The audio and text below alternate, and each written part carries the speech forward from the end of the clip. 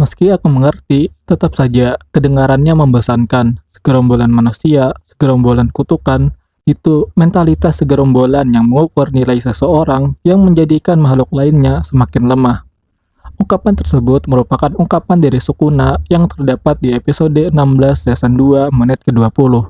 Ungkapan tersebut menandakan sebuah kebosanan yang dirasakan oleh Sukuna dalam melihat kehidupan di era modern sekarang, yang dipenuhi oleh orang-orang yang lebih mementingkan kehidupannya sendiri sambil mengutuk kehidupan makhluk lain yang dianggap inferior atau lebih lemah. Dari sinilah kita coba untuk membahas bagaimana kehidupan di era modern sekarang itu terasa membosankan berdasarkan ungkapan dari Sukuna tersebut.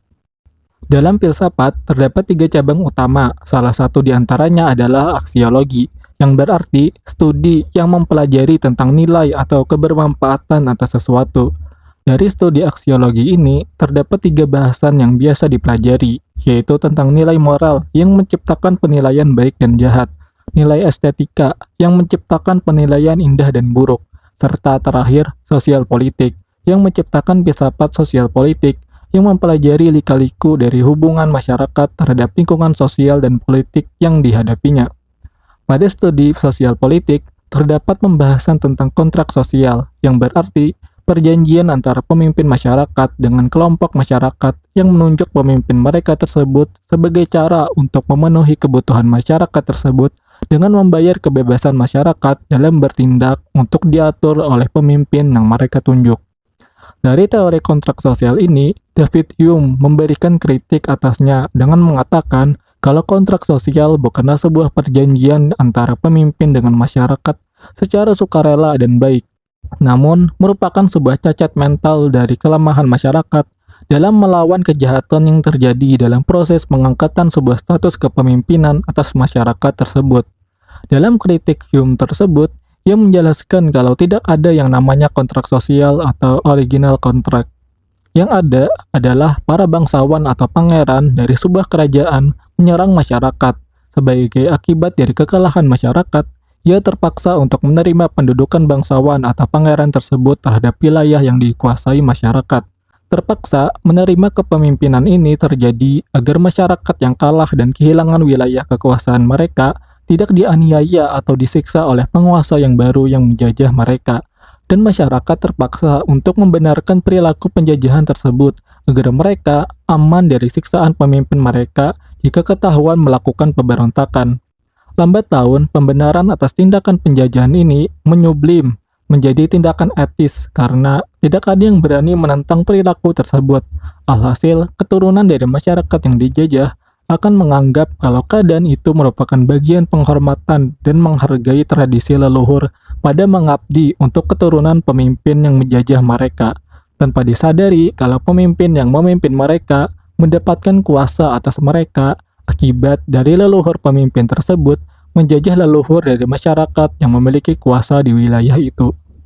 Dari sini, kita dapat menjelaskan bagaimana ungkapan dari Sukuna tersebut dapat menjelaskan bagaimana kehidupan modern sekarang itu terasa membosankan.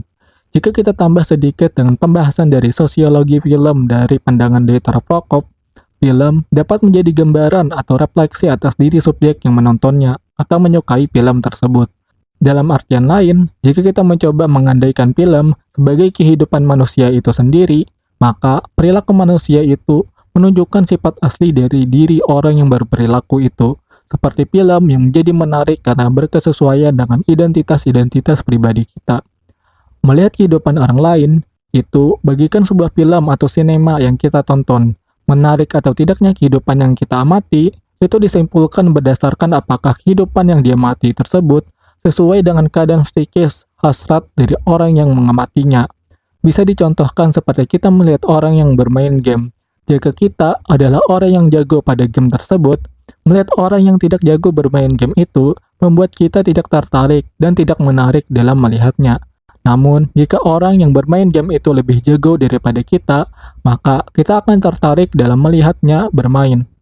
Jika kita gabungkan semua hal ini pada analisis perkataan dari Sukuna, berarti masyarakat yang menciptakan sebuah penilaian berdasarkan kesepakatan kelompok atau dalam ungkapan Sukuna disebut sebagai mentalitas segerombolan, itu tercipta hasil dari kelemahan mereka yang bergerombol tersebut dalam menghadapi kehidupannya yang susah dan penuh cobaan.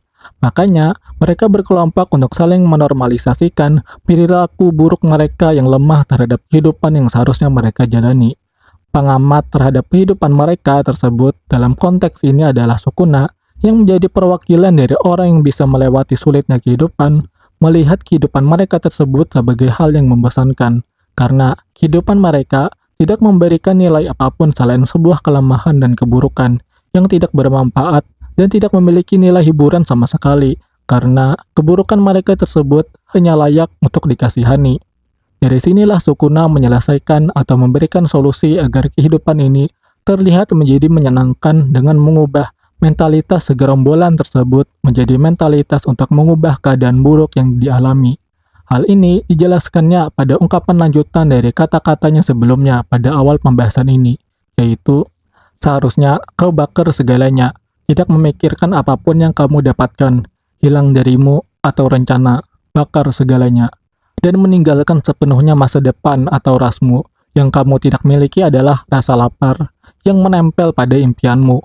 Tapi ya, itu menyenangkan. Manusia, penyihir, roh terkutuk, dibanding dengan yang kulawan 1000 tahun yang lalu, kamu lumayan. Berbanggalah, kamu kuat. Sukuna.